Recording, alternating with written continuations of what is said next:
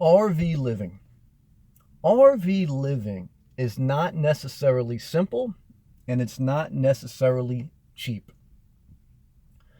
RV living is a lifestyle, and RV stands for recreational vehicle. There's several things that I've learned about that whole lifestyle as I'm going on my journey. And my journey began with the mindset of I wanted to downsize my life, meaning I had a condominium that was a little bit bigger and a little more expensive than I needed. So my initial goal was a two-part theory. One is cut my living expenses in half, my mortgage, utilities, etc., and live closer to the beach. As I was going through that process and selling my home, and it went fairly well, which I'm very thankful for, but it's still a painful process. Buying and selling property is a very detailed and painful process, even when it goes well, because it's a huge financial transaction. And it is basically one of the biggest financial transactions that you'll make in your life. And it's basically like getting married when you buy a property, and then when you sell a property, it's like divorcing. So that can leave you emotionally scarred because it's it takes a toll on your soul, buying and selling property. So as I had my house on the market, I said, well, I want to get to closing before I would buy anything else. A lady shared with me, and I think it's wisdom, that you should never, there's always exceptions, but the general rule is you should never buy another property until you have already sold your other property. You don't want to have two mortgages unless you're in an exceptional pool of people, and God bless you if you are, but for the average person, you should never have two mortgages if you can avoid doing so. So that's my goal. I wanted to sell my property. Then I was going to look at buying a smaller beach condominium. And as I was getting closer to my closing date on my condominium, and I was looking for beach condos at a smaller, at a cheaper price range, I couldn't really find good inventory. And then at the end, when I did find a couple ones that were of serious interest to me, as I got towards the end of my closing for my current condominium that I had, I felt so emotionally scarred. It took such a toll on me, divorcing that property. And I was not ready to fully commit to another property. I wasn't ready to get married again. I didn't even want to date again, is what I'm saying, from a financial standpoint.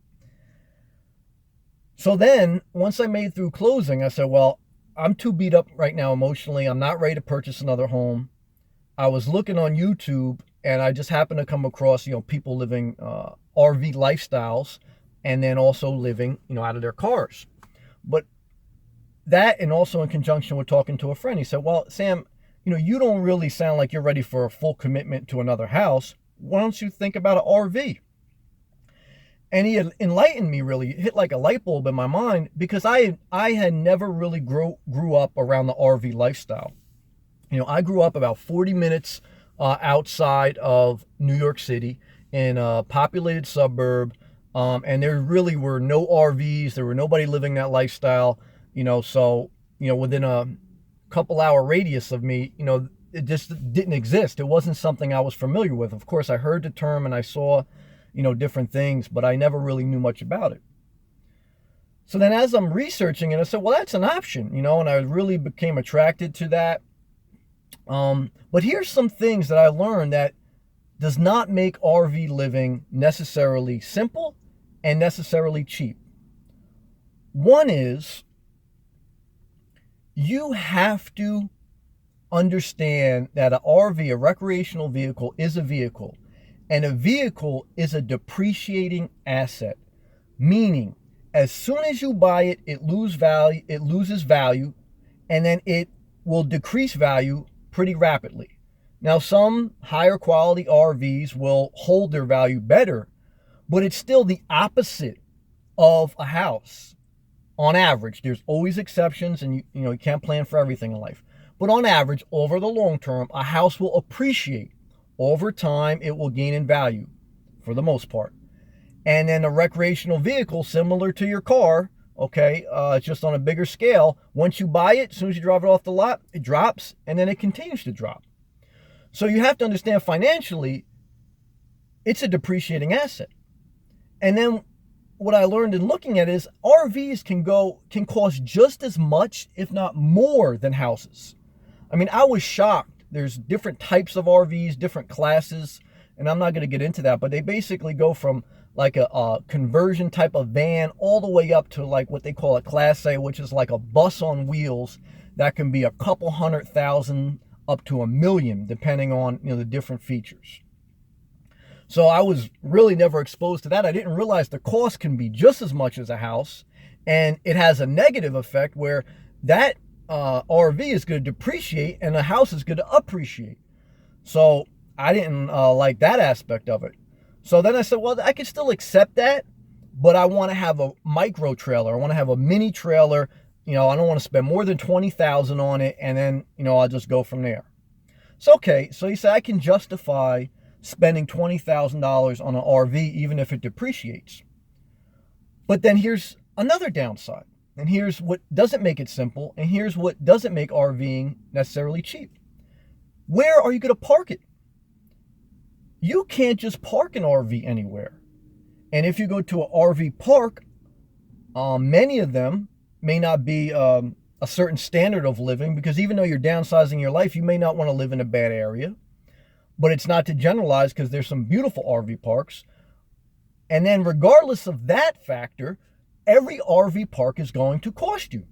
Anywhere I researched, I mean, $400 on the low end, all the way up to $1,000 plus. And you are just leasing for most areas. You're just leasing that land. It's like a rent. There are some RV lots, which I have been looking at, that you can purchase. And they're mainly in RV-friendly states, such as Florida, which I've mainly been looking at. But, so let's say you rented an RV park anywhere from $400 to $1,000 plus, you know, you're going to finance a $20,000 RV, and that's the smallest brand new version. I mean, you end up right back into that $1,000, $1,500 monthly expense living, because you still got to pay for utilities, etc. And now you have a depreciating asset, not an appreciating asset. So where are you going to park the RV? The fees associated with that, also the cost of financing an RV, then also considering its depreciating in value, doesn't make it necessarily cheap and simpler. And then another factor that I need to add to this conversation is pulling that RV. You know, I really embrace the idea of flexibility, not being tied down into a fixed location. But many RVs, it's not as simple as just, you know, take them, hitch them, and go. You know, one is you have to have a certain car with a certain towing capacity. You have to have all the components to tow it. And it's not something that you can just, you know, pull in the Starbucks with on the back of your hitch and park and go do your daily errands. So it slows you down. It doesn't necessarily add flexibility. It could make you less mobile and less agile depending on the size you get. And the micro trailers and the fiberglass ones, they are more expensive, and they have limited inventory and what locations they're available in. Now, certainly as RVing lifestyles embrace more in society, they're becoming more available, I see, but there's a factor there. RVs are not just, you know, you got to make sure you have the proper towing vehicle, then you have to have the hassle of hitching it, you know, driving something that you're towing. You're pulling something, you're pulling it.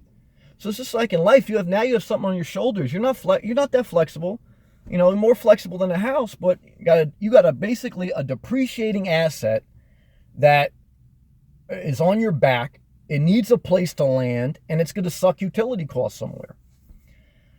So I'm not against RV lifestyle, because I'm still looking into it, but that's what made me really go more and more towards living in a car until I can get my mind around all these different somewhat negatives of RV lifestyling that should not make you deterred away from it, but you need to be mindful of, and you need to examine, and you need to think what works best for me. And that will vary from person to person. And it's very similar too about tiny homes. You know, there was a lot of restrictions around what land can you purchase, and in a certain county, you know, there's different restrictions on the square footage of it, and then you still have to hook it up with utilities. all those different restrictions around land and around where you're going to park a RV or where you would put a tiny home, those different uh, negative factors. And also considering I would have had to upgrade my vehicle to tow anything of even the micro mini trailers. There was only a couple on the market that were under a couple £1,000, and they would have been like a custom order, and I still would have had to have like tow package put on my car. So, and I'm in a Jeep Renegade. So you have to consider all those factors, and that's what ultimately gave me, well, I'm going to live in my car for a couple of months until I figure this out, because I didn't want to rush into another heavy financial commitment. So I'm still exploring and I'm still refining where I'm going next as far as the RV lifestyle. But I want you to be mindful, and I want to share these things that are coming through in my journey, that if you are in the RV lifestyle, you may know, and you certainly can give me feedback in your comments on your journey. But this is something that I wanted to share for somebody looking into it. And again, this is what has put me, living in the car is the most flexible for a single person for me. But there are some negatives too. I mean, you still got to worry about, where you park, but you're not hooking up to utilities, and you still, everything has pros and cons in life, okay? Everything has exchanges and trade-offs. And we change over time. Our decisions change, our desires change. But I want you to be mindful of these things, specifically that an RV is a depreciating asset, and you need to be mindful of before you make that purchase. Same thing with a mobile home, depreciating asset. So, and these things can cost just as much as a house. That's what doesn't make this RV lifestyle simple or cheap. It still may be the right lifestyle for you, but you need to look at what your needs are, what your family needs are, what your wants, and the different aspects of the lifestyle. So you can maintain, for me, this is what I'm looking at, so I can still maintain a level of flexibility that I like. I'm not bogged down, and I'm also not just recklessly spending money on something that's just a lose value. These are my thoughts. This is my journey on the RV lifestyle. And hopefully this may have helped some of you, and some of these things you may already know. Or it may not be your journey at all. But I am just, again, I'm just sharing. And if you have any positive and productive feedback, I'd embrace that on your journey. I love to hear what others are doing. That's been a tremendous help to me. I've searched other perspectives and I've taken them. And I'll just close on this note. In life, you should always understand that there is various perspectives, okay? And so you need to take a little bit of this person's, take a little bit of that, but always, always put your own twist on things, and always, always think for yourself, because it's your life and nobody can fully understand or decide for you what best works for you, because it's your unique journey. But stay open-minded and listen to others and allow inspiration to flow. Whatever you decide, I wish you success, and I hope and pray that you stay inspired.